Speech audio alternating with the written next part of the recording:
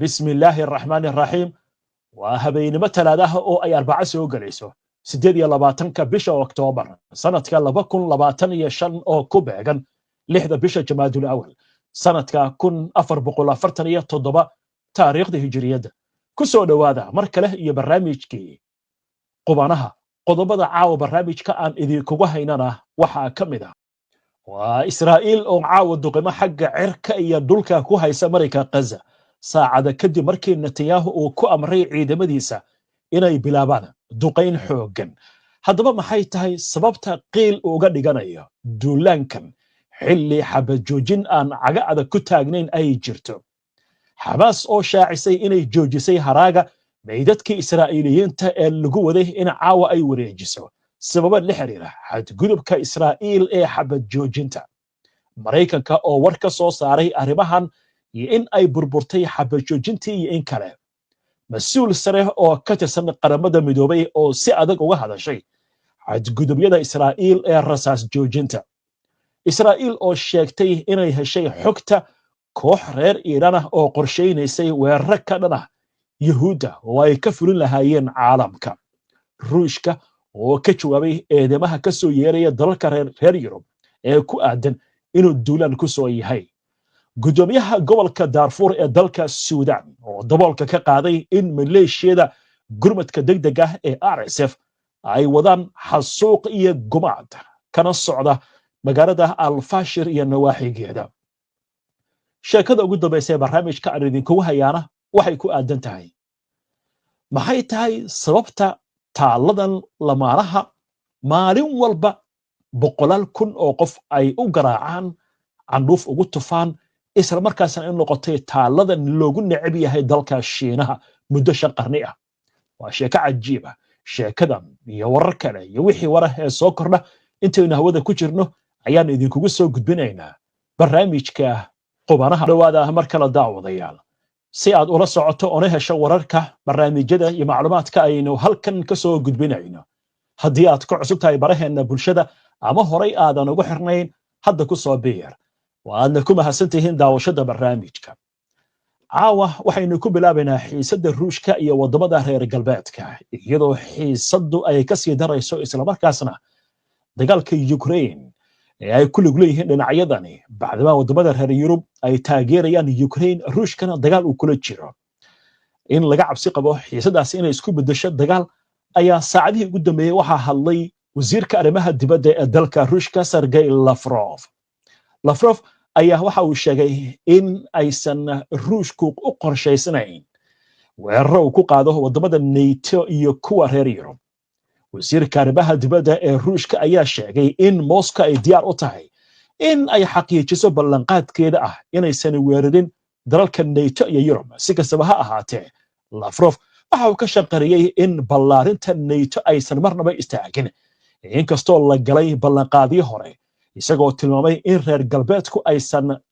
qarinayn diyaar garowgooda dagaal weyn oo Yurub ah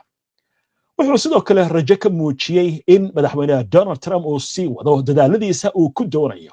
in lagu xalilo colaadda Ukraine iyadoo lagu saleynayo natiijadii ka soo baxday shirkii Alaska ee bishii August ay yeesheen Vladimir Putin iyo Donald Trump dhinaca kale madaxweynaha Ukraine Volodymyr Zelensky ayaa daboolka ka qaaday in Kiev ay u baahan tahay taageero dhaqaale oo reer Yurub ah si ay ula sii dagaalanto ciidamada Ruushka muddo 2 ilaa 3 sano ah Zelensky ayaa waxa uu yiri waxaan mar kale ku celinayaa fariintan dhammaan madaxda Yurub waxaan u sheegayaa in aan u dagaalami doono ilaa iyo 10 sano sida aan u dagaalamayno balse waa inaad na tustaan inaad awood u leedihiin bixinta taageero dhaqaale oo joogto ah muddo cayiman wuxuu sheegay in gudoomiyaha guddiga Yurub ay wadaan qorshe lagu sii deynayo hantida Ruushka ee la xanibay si tartiib lagu maalgeliyo Ukraine madaxweynaha Ukraine ayaa sidoo kale ugu baaqay madaxweyne Donald Trump in cadaadis uu ku saaro madaxweynaha Shiinaha Xi Jinping marka ay kulmayaan toddobaadkan in uu yareeyo wasiirka uu dhigay taageerada uu siiyo Ruushka toddobaadkii hore Trump wuxuu cunaqabateyn saaray 2 shirkadood oo shidaal oo Ruushka laga leeyahay wuxuuna ku booriyay dalalka sida Shiinaha iyo Hindiya inay joojiyaan iibsashada shidaalka ruushka waxaasna arrintaasi oo loogu yeeray in ay tahay midda maalgelinaysa dagaalka ruushka waa si hadalka loo dhigay isla toddobaadkan madaxa midowga Yurub ayaa ku amray guddiga Yurub inay sii wadaan qorshaha maalgelinta Ukraine muddo 2 sano oo kale ah taas oo laga yaabo in lagu bixiyo deynta lagu leeyahay Ukraine dhaqaalaha balaayiinta euro gaaraya ee laga xanibay ruushka xagga Afrika bal haatan aynu qoraasano iyo dagaalka waddanka Suudaan sidaad kula socoteen wararkayga ugu dambeeyay magaalada Al-Fashir ee gobolka Darfur ayaa waxaa laga soo warinayaa xaalad adag oo gumaad halkaas ka socda haddaba saacadihii ugu dambeeyay gudoomiyaha gobolka Darfur ee dalka Suudaan Mini Arko Minawi ayaa sheegay in magaalada Al-Fashir iyo tuulooyinka ku dhow ay ka socdaan xasuuq iyo gumaad ay geysanayaan ciidamada gurmadka degdega ah ee loo yaqaan RSF Minawi oo hadal jeediyay ayaa ku eedeeyay RSF inaanay kala saareen shacib iyo caruur isagoo ku nuuxnuuxsaday in ciidamadaasi aysan ku farxin waxa dhacay wuxuu carabka ku adkeeyay in waxa ka socda Al-Fashir ay yihiin bilow balse aysan ahayn dhammaadkii waxaan u sheegayaa dunida in aamusnaantiinu ay calaamad u tahay ceeb iyo ka tegidda bini'aadantinimada ayuu yiri Minawi isagoo ku eedeeyay cid uu ku tilmaamay maalgeliyaha maleeshiyada RSF inuu iibsaday aamusnaanta caalamka ma uusan sheegin ciddaasi cidda ay tahay ciidamada gurmadka degdega ah ee RSF ayaa axadii ku dhawaaqay in ay si buuxda ula wareegeen magaalada Al-Fashir kadib go'doominta ay ku hayeen magaalada in ka badan 2 sano taasoo macnaheedu uu yahay inay gacanta ku dhigeen dhammaan 5 gobol ee Darfur halka dalka intiisa kalena uu kala qaybsamayo bariga oo ay maamulayaan ciidamada dawladda iyo galbeedka oo ay hadda xarun ka dhiganayaan RSF gudoomiyaha guddiga xiriirka dibadda ee aqalka sare ee waddanka Mareykanka Ben Cardin ayaa sheegay in RSF ay geysteen xadgudubyo waaweyn oo ay ka mid yihiin dambiyo gumaad RSF waa in loogu yeeraa dhab ahaantii wayna tahay urur argagixiso shisheeye ayuu yiri Cardin isagoo intaasi ku daray in waxyaabaha ka socda Al-Fashir aysan ahayn dhacdo lama filaan ah balse ay ahaayeen qorshe hore oo RSF ay lahayd warbixino iyo xogo ururin la sameeyay maanta oo Talaadaha ayaa waxa ay muujinayaan in RSF ay fuliyeen dilal ballaaran oo loo geystay dad rayid ah afduubka dhaqaatiir dhowr ah kadib markii ay la wareegeen magaaladan oo muddo bilooyin ah go'doon ay ku hayeen xiisada u dhaxaysa Iiraan iyo Israa'iil ayaa cirka ku shareeran waxaana haatan soo baxaysa warbixin la xiriirta in Israa'iil ay sheegayso in ay fahamsan tahay ama ay heshay macluumaadka kooxa Iiraaniyiin ah oo falal lid ku ah Yuhuudda ka geysan lahaa wadamo Yurub ka tirsan iyo weliba Australia warbixin amurahan ku aadan iyo warkan ka soo yaray laanta sirdoonka Israa'iil Mossad waxa soo jeedinaya wariyahayaga Cabdi Fataax Mawlid Xaaji Cabdi hay-adda sirdoonka Israa'iil ee Mossad ayaa sheegtay inay aqoonsatay sarkaal sare oo Iiraani ah oo lagu magacaabo Sardar Ammar kaas oo lagu eedeeyay isku dayo weeraro la damacsanaa in laga fuliyo dalal badan oo dunida ah laga bilaabo Australia ilaa Yurub war-saxaafadeed ka soo baxay xafiiska ra'iisul wasaaraha Israa'iil Benjamin Netanyahu ayaa lagu sheegay in baaritaano Mossad ay si wadajir ah ula sameysay hay'ado sirdoon oo shisheeye ay horseedeen xariga dad badan oo lagu qabtay kuwaasi oo xiriir la leh Tehran Mossad ayaa intaas ku dartay in unugyadani ay si toos ah uga hoos shaqeynayeen Ammar oo ah taliyaha kacaanka Islaamiga ah ee Iran IRGC kuna xiran hogaamiyaha ciidamada Qudus Ismaaciil Ghani hay-addu waxay sheegtay in wixii ka dambeeyay 7 Oktoobar 2023 Iran ay kordhisay isku daygeeda ah in ay beegsato bartilmaameedyo Israa'iili ah iyo kuwa Yuhuudda ay dibadda balse la fashiliyay dadaaladaas Mossad ayaa sheegtay in daahfurka shabakadda qarsoon ee Iran uu dirbaaxo siyaasadeed iyo diblomaasiyadeed u geystay Tehran waa sida hadalka loo dhigay arrimahan ayaa waxay ku soo aadayaan iyadoo cirka ku shareeran tahay xiisadda u dhaxaysa Iran iyo Israa'iil waxaana ay sii xoogeysatay bishii Juun ee sanadkan markaas oo Israa'iil weerar ku qaaday xarumaha ciidanka iyo kuwa nuclearka Iran isla markaana lagu beegsaday saraakiil ciidan iyo khubarada barnaamijka nuclearka ee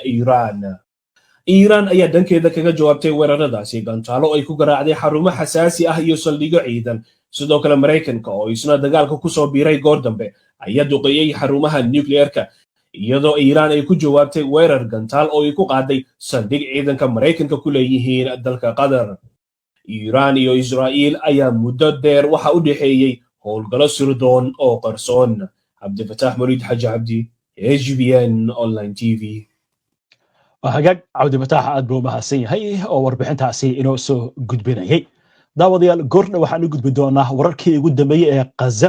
halkaasi oo duqeymo Israa'iil ay ka geysatay Mareykanka oo hadlay Xamaas oo hadashay Israa'iil oo hadashay qaramada midoobay oo hadashay iyo xaaladdu sida ay tahay xilligan duqeynta socota qasaaraha dhashay iyo wararkii ugu dambeeyey intaan u gudbin aynu ku hakanno qadar xayisiina soo dhawaada marka la daawadayaal wali waxaad la socotaan barnaamijkii qubanaha oo toos idinkaga imaanaya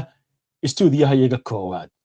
barnaamijyadeena waxaad ka heli kartaan bogagga bulshada ee internetka sida YouTube-ka, Facebook-ka, Twitter-ka iyo Telegram-ka warbixino qoraal ah warar faallooyin iyo macluumaadyo kale waxaad ka heli kartaan bogga internetka aynu ku leenahay ee www.hbnonlinetv.com ku xirna HBN oo ka dhigo wehelkaaga wararka waa tahay caawa xaaladda Gaza ay ka duwan tahay 19 maalmood ee la soo dhaafay xaaladda ay ku sugnaayeen iyadoo xabajoojin aan caga adag ku taagnin ay jirtay laakiin Israa'iil ay waday weerar daansiya ayaa caawa mar kale Israa'iil waxay wadaa duqeyn aad u culus Netanyahu oo mar walba oo maxkamadiisa bilaabato dagaal bilaaba ayaa caawa amray dagaalkan waxaana lagu soo waramayaa duqeymo inay dhaceen dhimasho dhaawac ayaa la soo warinaya arrintan waxay ku soo beegmaysaa iyadoo Xamaas ay ku hawlan tahay baadi goobka iyo inay soo qofto meydadkii iyo haraagii maxaabiista Israa'iiliyiinta ee Mareykanka Gaza lagu hayay inkastoo ilaa iyo dhowr iyo 10 ay dhiman yihiin laakiin waxa la dhiibay ku dhawaad 18 ama la wareejiyay lafihii iyo haraagii meydadkaasi Mareykanka xitaa madaxweynaha Mareykanka Donald Trump wuxuu sheegay inuu fahamsan yahay inuu waqti qaadan karto helitaanka meydadka sababtuna ay tahay goobaha ay ku sugnaayeen meydadkaasi oo la dumiyay oo duqeynta ay ku burburtay ama duqeynta ku burburay haddaba arrintan sidoo kale waxay ku soo beegmaysaa maanta Netanyahu maxkamad baa la saaray musuqmaasuqa ku aadan wuxuu dalbaday in dib loogu dhigo maxkamadda laakiin walageedii waxa la yiri asbuucii ama toddobaadkii 4 jeer baa maxkamadda hor imaanaysa baa la yiri muddooyinkan wuxuu raadinayay daandaansi galabta rafax ayaa waxa ka dhacday istirsaaseen isla markiiba shir buu qabtay wuxuu yiri ciidanka xadgudub baa lagu sameeyay waa in la bilaabo duqeyn degdega duqeynta imika way socotaa haddaba aynu eegno wararkii ugu dambeeyay amurahan saacadan barnaamijka aynu wadno wararka soo dhacaya warbaahinta Falastiiniinta ayaa sheegaysa in duqeymo culus Israa'iil goordhaweyta ay ka fulisay magaalada Gaza ee bartamaha ah iyadoo aysan jirin war rasmi ah oo ka soo baxay dhanka ciidanka Israa'iil duqeymahan ayaa waxay yimaadeen kadib markii mas'uuliyiinta Israa'iil ay ballan qaadeen inay ka jawaabi doonaan weerar maanta lagu qaaday ciidankooda ku sugan koonfurta Gaza sidoo kalena Xamaas ay ku guuldareysatay soo gudbintii meydadkii la haystayaasha Israa'iiliyiinta weli gacanta ugu jira